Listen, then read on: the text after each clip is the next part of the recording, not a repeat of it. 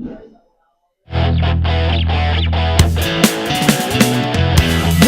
to RC Fun Time. Here's your host, Sean Janum.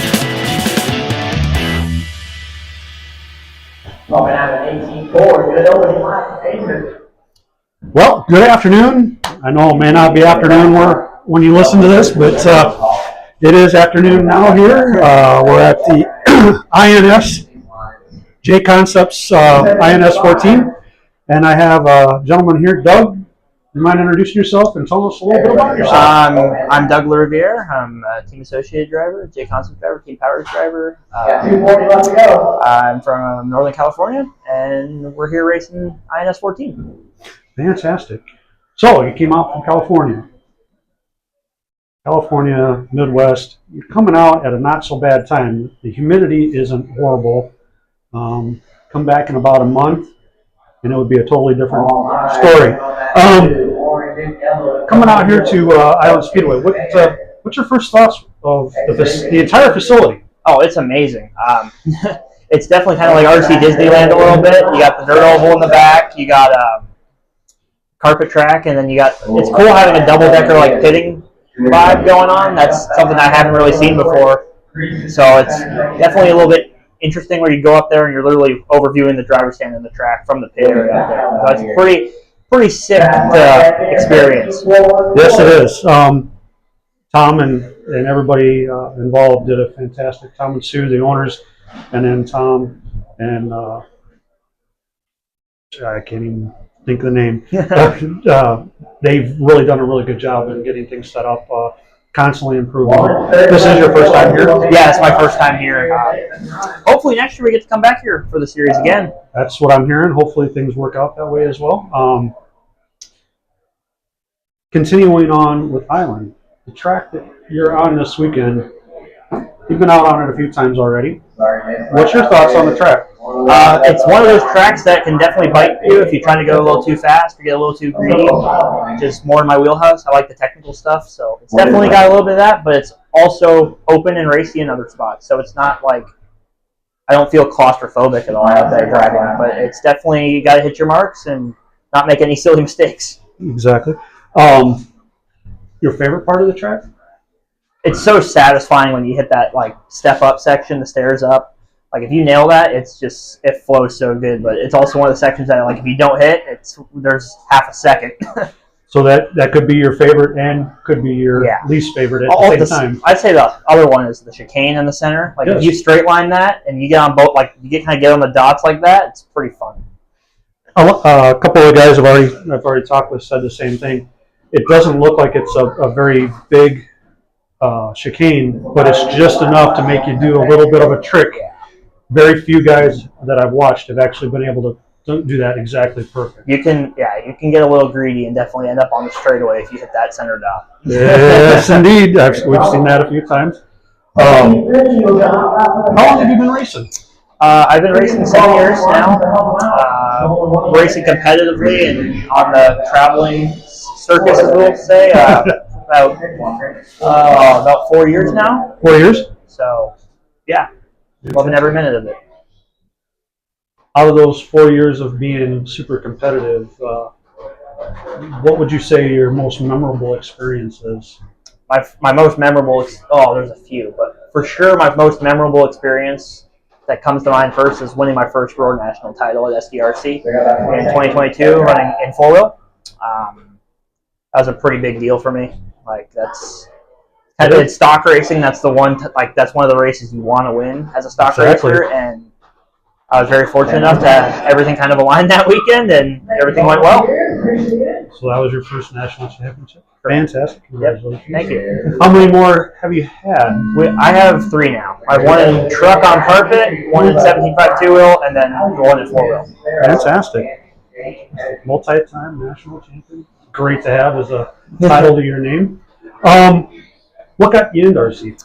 I've always been around like motorsports. Like I've always loved NASCAR when I was younger, IndyCar, Formula One. Like I've always been in that stuff. My neighbors actually like race go-karts and sprint cars, so I just couldn't ever afford to like run full-size stuff full time. So I forgot what I got a Slash for Christmas when I was like 5, and I really enjoyed it, but I didn't really know there was racing. But when I was 13, I had to get a part and happened to go to NorCal Hobbies in San Jose, and there was a track there, and I drove on it and kind of fell in love. And the next week I had a B6 Club Racer kit as my first car. Fantastic. So other than the tracks, it's been an associated guy all along. Yep. Fantastic. You brought up that track or that place in California. Yeah. Was that your home track, or what would you consider your home track to be? I would consider it still my home track. It used to be my home track for sure, but it's more my second home now. We used to live in the Bay Area, and now we live in Sacramento area, and we're very fortunate enough to have a new track that just opened up like 6 weeks ago. Really?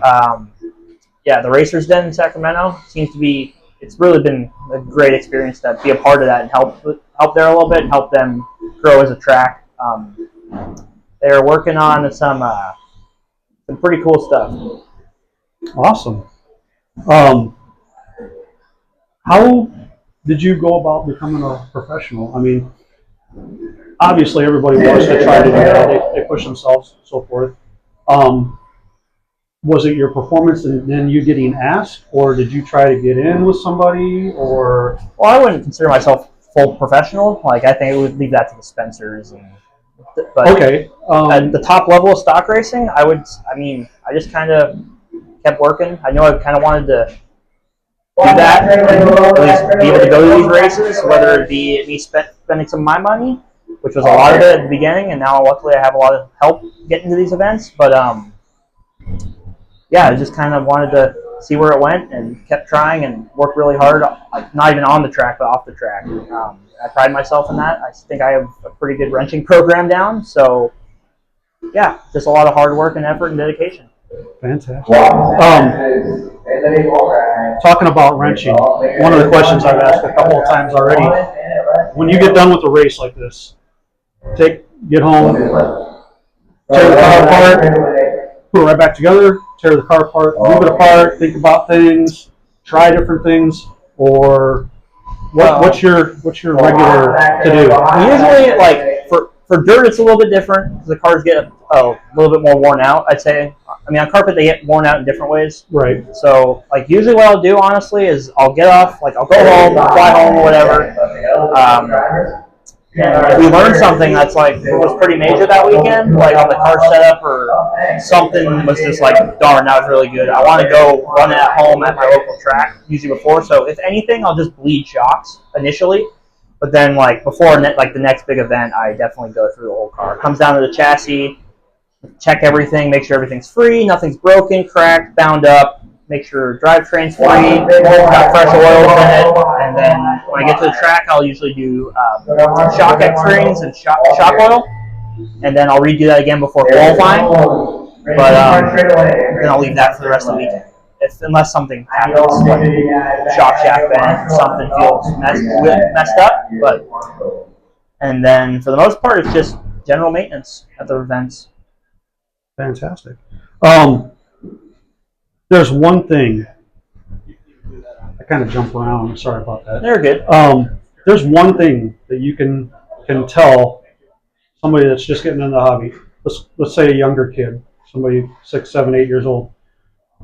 What's your best tip that you could give them?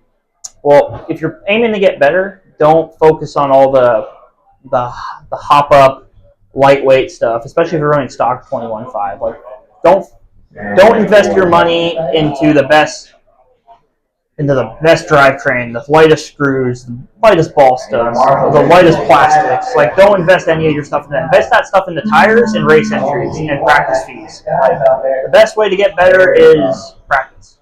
Practice. And don't, and if you start getting good and the tenths start mattering, then you can look into the other stuff. But until you go 5-minute run without crashing, that stuff may be faster, or a tenth or two faster a lap, but you crash once, that's 2 seconds. So it's not really, you're not making your money's worth with it at that point. You'd be better off investing in tires, which are arguably, actually not arguably, they are the most important of your part of your setup.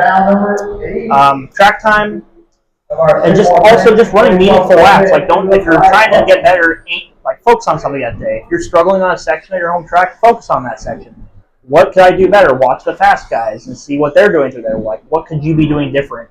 Don't just run laps to run laps. Run laps with a purpose is what I was always taught. Fantastic. All right, we're going to get to know you a little bit. Okay. A little bit outside of the RC world. Coke or Pepsi? Does that have to be one of those two? Nope, you can choose whatever. If you had to, first off, if I had to pick, I'd say a Coke. Okay. My drink of choice is Dr. Pepper. Dr. Pepper, fantastic. But I've been trying to cut out the soda a little bit recently, so Not a at the problem. races we just they have one a weekend. There you go. Pie or cake? Pie for sure. That's an easy one for me. We're going to end with one that is very controversial. Okay. Kind of weird to ask, but my partner that does this with me, he's big into this. When he goes to a track, he always likes to know how the restrooms are, because you want to know if it's nice or if it's not so nice. So the question is, in your household, toilet paper roll over or under? Oh gosh, I haven't really paid attention to that ever. I'm gonna say both because I don't think it really at least in our household we don't really check it. I don't think It doesn't matter. What? As long as you can clean yourself. Exactly. You know what? That's one of the least common answers, but should be the number one answer. As long as it's there and able to be used, that's all that matters. My parents, maybe they do, but I haven't ever been noticed it. Honestly, I'm just more focused on getting out of there. Exactly. We've had everybody so far has been over, which is the most common, but one person said under because of her cats. Yeah. So that way, if the cat, instead of getting it all over, it just reels it back up. Yep. So, but anyway, I'm not going to keep you any longer. I know you got to get some lunch in you and get ready for your next round. Yep. I hope you guys have a safe flight back when you head back. Appreciate Have it. a great time while you're here and enjoy the Midwest. Right now is probably one of the better times to be here because it's not so hot that you can't stand it. Better than triple digits back home. Very true. Very true. Triple digits here, though, is gnarly. It is. You walk outside and it's instant sweat. So, thank you so much. Thank you. I greatly appreciate it. Everybody, we'll be back again. Peace and God bless.